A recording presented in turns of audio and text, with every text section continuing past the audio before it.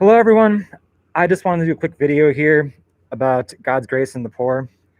Basically, something that I've been hearing around places. People wondering if the poor have God's grace. Because you see people living in tents and stuff, and homeless. Take, for example, a guy living in a tent. He's in an encampment with other homeless people.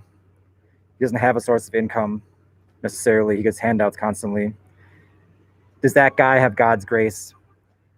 Or could he possibly have saving grace? Okay.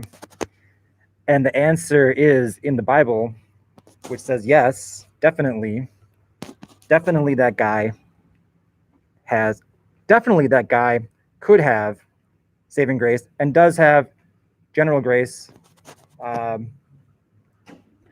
the same general grace that everyone has, but we hold the scriptures in highest authority, not some Catholic priest or bishop. So the scriptures say that the riches of God's kingdom are in the hereafter. That means after you die, or in the afterlife. You can see that in places like Sermon on the Mount, basically. I'm going to quote a couple other places so people know what I'm talking about. Now, these are some of the hardest hitting ones for this topic, because the the poor do have God's grace, and the poor could have God's saving grace. So that means they could be saved.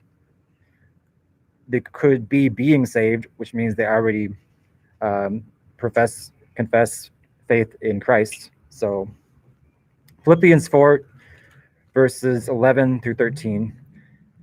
Paul is saying, I'll start at 11. I am not saying this because I'm in need, for I've learned to be content, whatever the circumstances. I know what it is to be in need, and I know what it is to have plenty. I've learned the secret of being content in any and every situation, whether well-fed or hungry, whether living in plenty or in want. I can do all this through him who gives me strength. End quote. Wait a minute now. Paul said he was even hungry. Okay, he was even in want. And we consider Paul as saved. He helped write the Bible. Well, Apostle Paul said here he was hungry. So take that and consider that. Where's that one from James? I'm going to go to that one from James.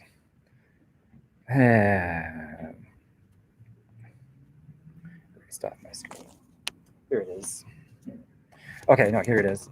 James 2, verses 5 through 7. Listen, my dear brothers and sisters, has not God chosen those who are poor in the eyes of the world to be rich in faith and to inherit the kingdom he promised those who love him? But you have dishonored the poor. Is it not the rich who are exploiting you? Are they not the ones who are dragging you into court? Are they not the ones who are blaspheming the noble name of him to whom you belong? So here, end quote. In James chapter 2, verse 5, he says, has not God chosen those who are poor in the eyes of the world to be rich in faith and to inherit the kingdom he promised, etc.? That's because our riches are in the hereafter. It's not on earth. And in fact, it's the poor who are victims of the health and wealth gospel, which overemphasizes obviously the same things, health and wealth, the benefits of faith, etc. It's not that you couldn't become wealthier, etc. Okay, I'm addressing those judging wrongly. Sorry for the pauses here. My notes are a little bit badly organized here.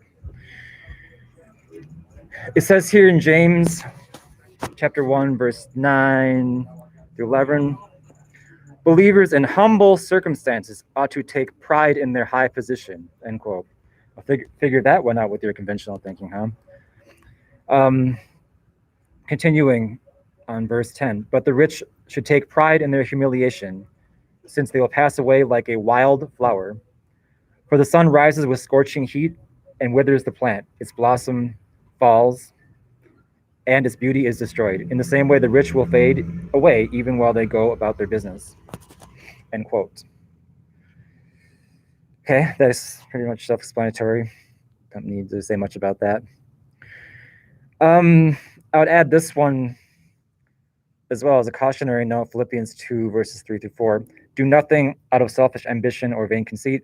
Rather, in humility, value others above yourselves, not looking to your own interests, but each of you to the interests of the others. And that's, he's addressing it, end quote. He's addressing a church body, so the other brothers and sisters.